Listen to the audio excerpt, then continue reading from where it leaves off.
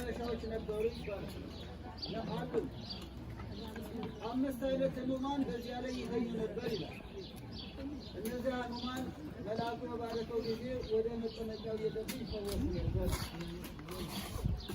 እንግዲህ በወንጌሉ ምስጢር ደግሞ 5ቱ ሕሙማን የተባሉት የምዕመናን ክፍሎች ወይም ጾታ ምዕመናን የምዕመናን ወገኖች ናቸው። ሕመም የተባለው 5ቱ ወገኖች 5 አይነት የኃጢአት አይነት ይፈትናቸዋል። በቤተ ክርስቲያን ጸንተው ሲገኙ ይፈወሳሉ። በዚህ ጸንተው የተገኙ ሕሙማን ሳይፈወሱ ጾታ ምዕመናን የሚባለው የመጀመሪያው ካህናትን ነው። የካህናት ዘያቸው ሕመማቸው ትዕቢት ነው።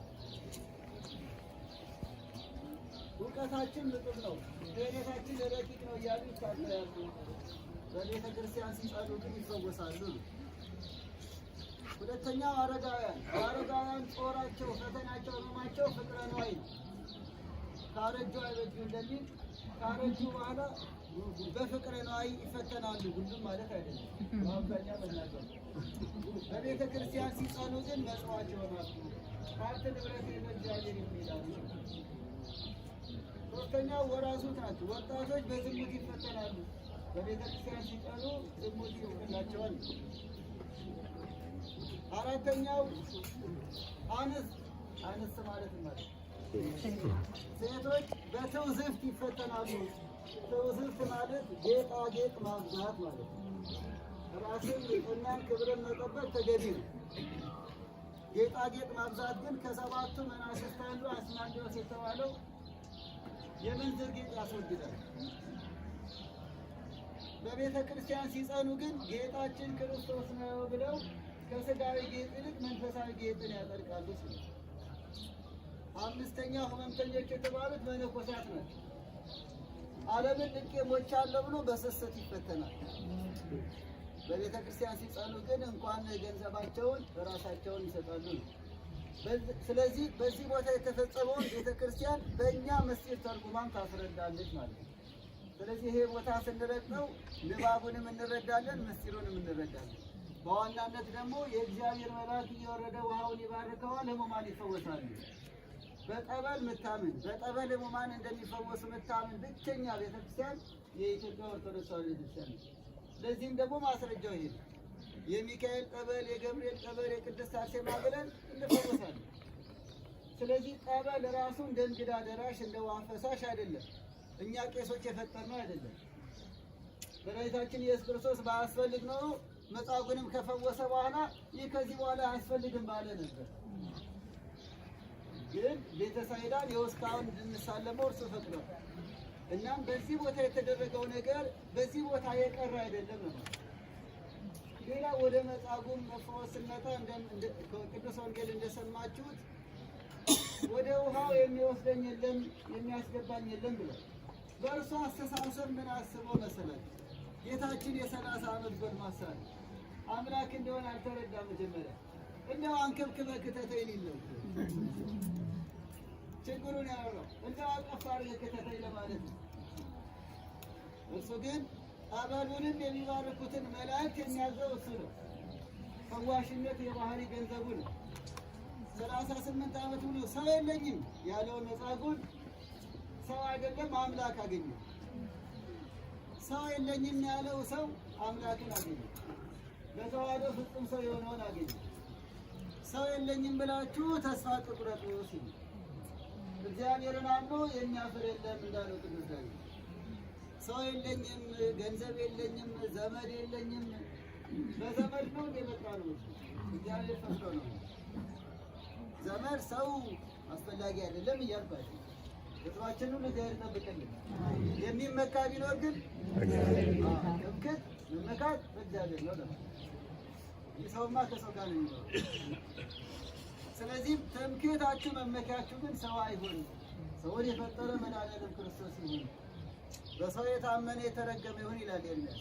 ስለዚህ ሰው የለኝም ያለው መጻጉዕ መድኃኒዓለም ክርስቶስን አገኘ።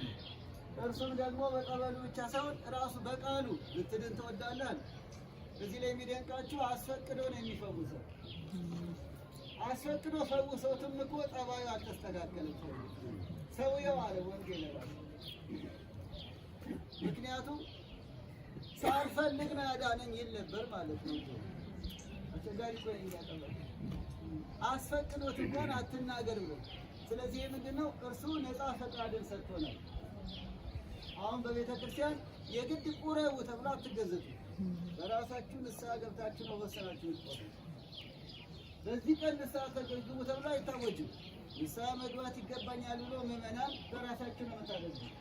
እግዚአብሔር ነፃ ፈቃድ ሰጥቶናል። እሳትና ውሃ አቅርቦልን አሁንም የሚያሳየው ለመዳንም ለበጎ ነገርን በስጋው ደግሞ ህይወት ለመኖርም እግዚአብሔር ያስፈቅዳል።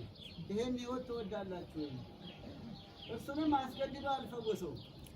እናም በዋናነት ነፃ ፈቃድ የሰው ልጆች እንዲድኑ የመጣ አምላክ መሆኑን ይህም ደግሞ በፈቃዳቸው እንዲከተሉት አስገድደው አይደለም፣ በፍቅር እንዲከተሉት ፈውስን መድኃኒትን ፈልገው እንዲከተሉት ያስተማረበት ነው። ከዚህ በኋላ አልጋ የሚደንቅ እኮ ነው። በዓይነ ህሊናውን አስቡት። አሁን በዓይነ ህሊና ጌታችን ክብር ይግባው በዚህ ቦታ ተገኘ። መጽሐፉ እዚህ አካባቢ እንግዲህ ቦታ ይሄ ነው አንልም።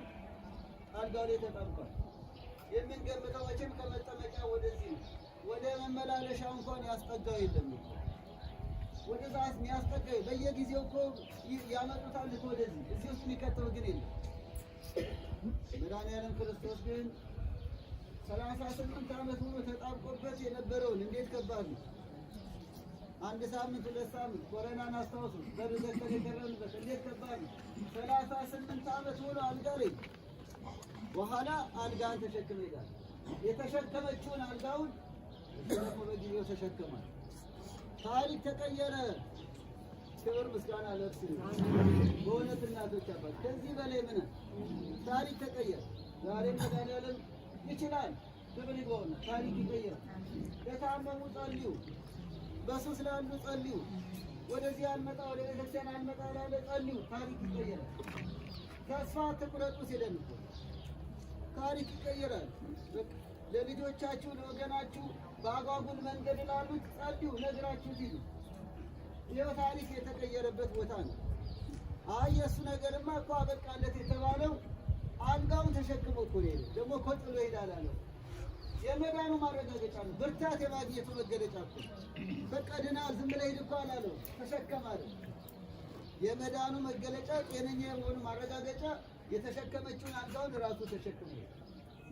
ሆኖም ግን ይህ ሰው አትናገር ተብሏል። ሄዶ ተናገረ። ለክሱ ምክንያት ሆነ። የሚብስ እንዳይገጥም ብሎታል። የሚብስ ያለው የነፍስ ነው። ይህ ለእኛ ትምህርት ነው። ምስጢር መጠበቅ፣ መነገር ያለበት በቦታው ይነገር፣ መነገር የሌለበት ደግሞ ምስጢር ይጠበቃል። እንደ እግዚአብሔር ቃል እንደ ካህናት ምክር መኖር እንደሚገባ ሲያስረዳ ነው።